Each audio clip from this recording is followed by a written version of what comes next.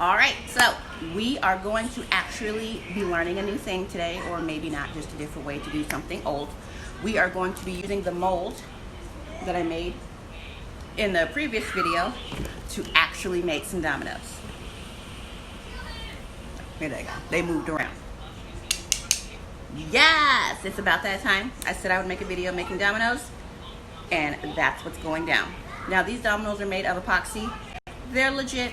They're standard size. They passed the slap test. So, you want to see how it's done?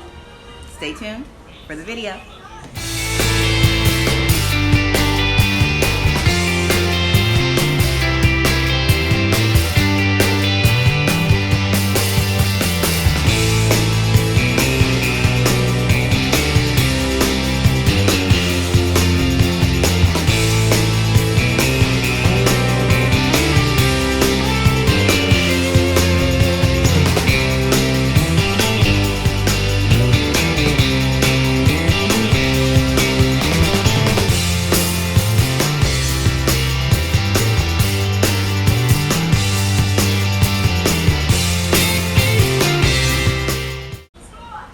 Alright, so let's go ahead and start with the materials necessary to make the dominoes. Outside of the mold, which I handmade, I got everything off of Amazon. The way the world is set up right now, that's pretty much how I do all my shopping, as I'm sure a lot of people. But we have our mold, all 28 pieces in here.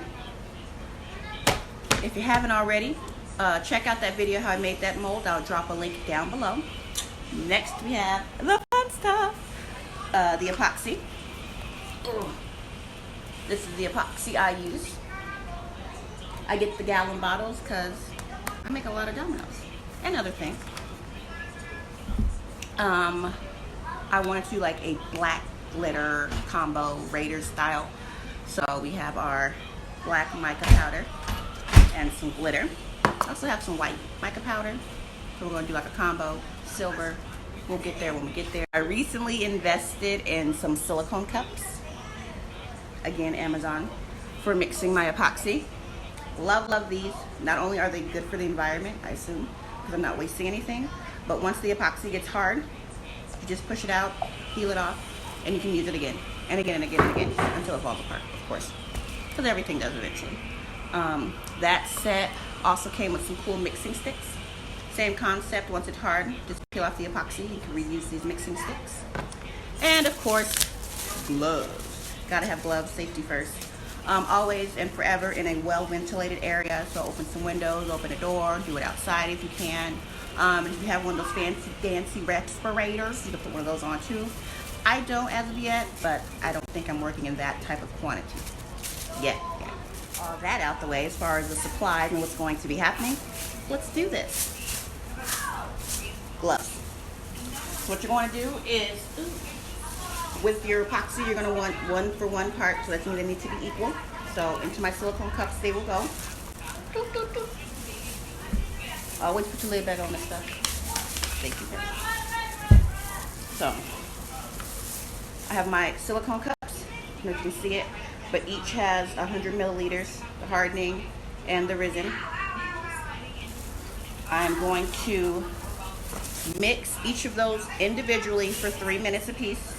Then I'm going to combine them in this big cup and mix it for another 3 minutes. Again, going slow, making sure to scrape the sides and the bottom, so that way I have a good even mix. Otherwise, my epoxy could potentially die tacky or not cure correctly. So now I'm about halfway through mixing my hardener. I've already done my resin.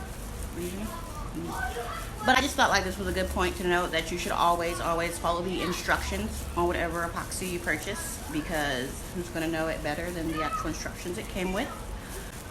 Just a tip, if the instructions don't say it, maybe you don't have to do it, but something that's worked for me when mixing two-part of epoxies is using a different mixer for each. So I have this one for the hardener, and then I have this one. That way, when I'm mixing them separately, they don't end up cross-contaminating and starting to cure sooner than I need them to. So if that makes any sense. And then when I mix the two together, you know, at that point it doesn't matter which stirrer I use, but I just, when they're in their smaller, I always make sure to use a fresh stirrer. So I'll finish this and then on to the big one. All right, so I mixed the resin, mixed the hardener separately, 3 minutes each. I take both of them.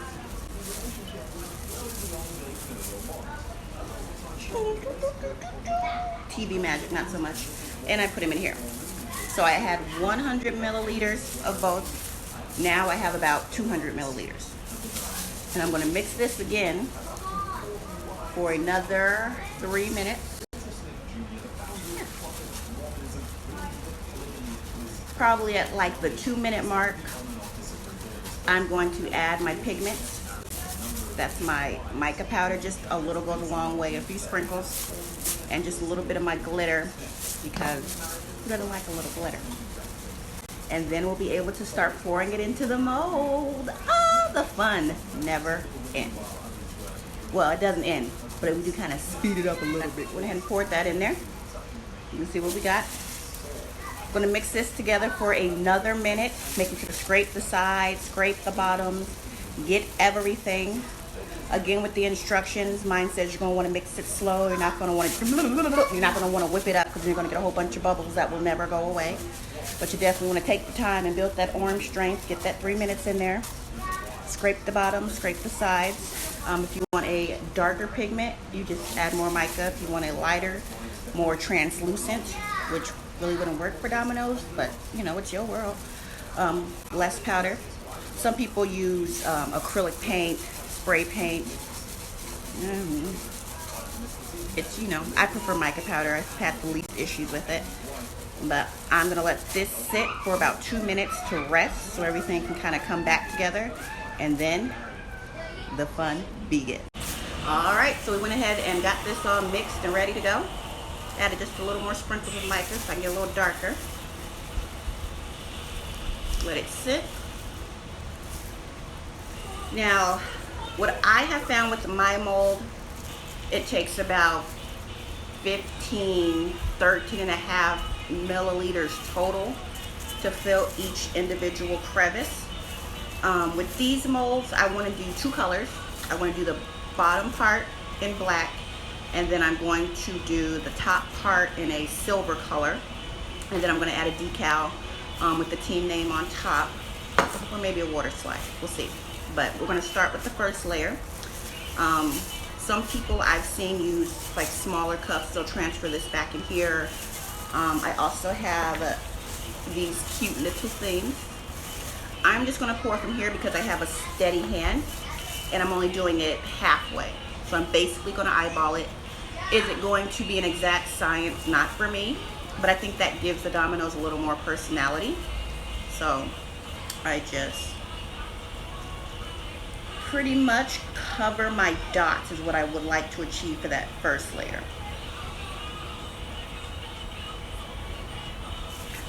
So if you look at it from a perspective, about 12 milliliters of epoxy per 28 Domino's, that's like 336 milliliters of epoxy total that I'll need.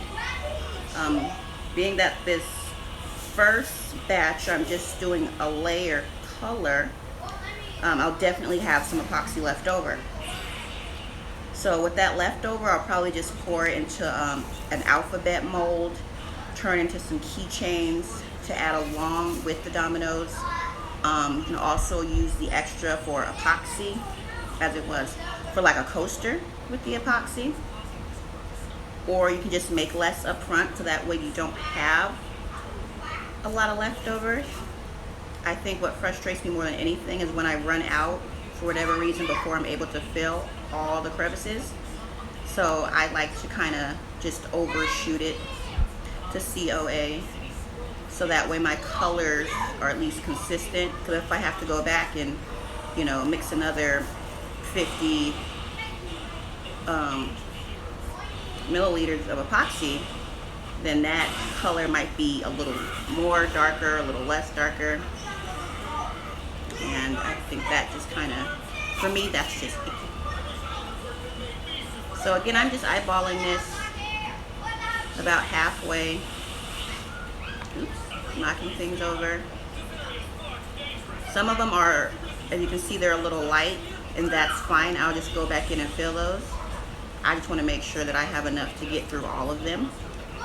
With any epoxy, you're going to have a working time, and that's pretty much how much time you have before it starts getting hard. You're going to want to be mindful of that so that it doesn't start getting like super hot and sticking to your cup. If your cup gets really, really warm to the touch, that's a sign that you need to work faster if you're not almost done, or it's going to start just not coming out of that cup at all. And again, when I do 2 layers, I try to make it so at least all the dots are covered. If for whatever reason this first layer is a little transparent, I'll try to go darker on the on the second layer, or I'll just add a decal so that way, you know, if someone wants to legitimately play with these dominoes, they can, and not have to worry about the other person knowing, you know, what hand they have, like a deck of cards. I mean, can you play cards? Can you play spades with a clear deck of cards? I mean, I guess you could, but what's the fun in that? So, I'm just going back over the ones that are a little sheepish.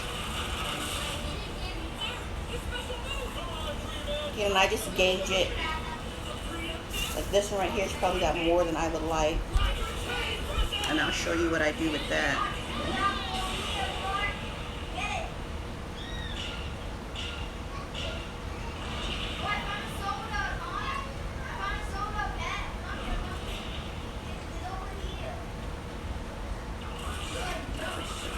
The way we roll. Once I have this poured, I'm gonna let this mat sit. I usually do this on a table in my room, but I'm not gonna move this mat until these are like solidified, which is like about 4 hours to be hard to the touch, and then 8 hours to be demoldable and dust free, the way they word it, and then about 24 hours before they're all the way hard. Jeez, could you imagine having to wait 24 hours for never mind. Again, I just cover the bottom, make sure they're a little consistent. Like I have a funny one right here. Don't knock over the table, don't shake the table. So this one, in my opinion, had a little too much. I'm gonna come back with this. No, I'm not. I'm gonna get my little scoopy scoop. Just slide it on in here. Take a little bit of this out of here. Pour that in there.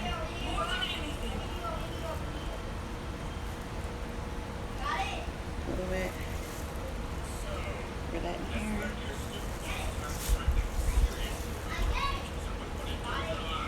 And just try to get this to that halfway mark so that way that second color can have a chance when I pour that in there. That's a lot better. Again, still covering the tops of the dots so they're not poking through.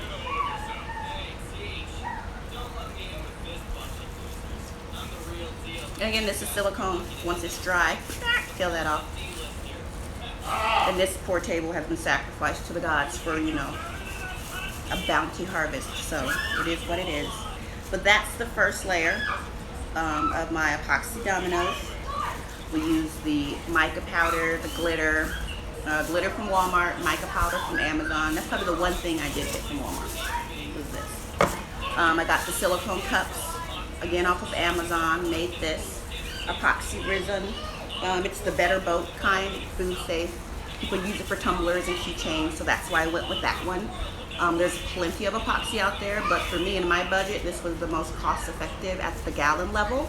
So, you know, definitely check it out, do some research, and just for show, because, don't you do that, sir or ma'am, whatever you want to be, with the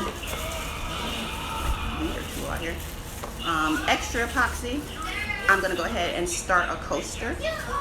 I don't think it's enough to do the whole thing, so I'm going to do this coaster to coincide with these. So I'm just going to do the outside.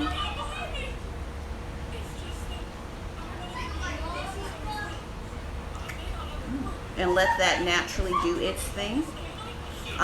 Once we come back for part 2, I will show you the second layer of epoxy on top of the first, and I'll probably use that second layer, whatever left over, to fill in my next roundabout for this coaster. So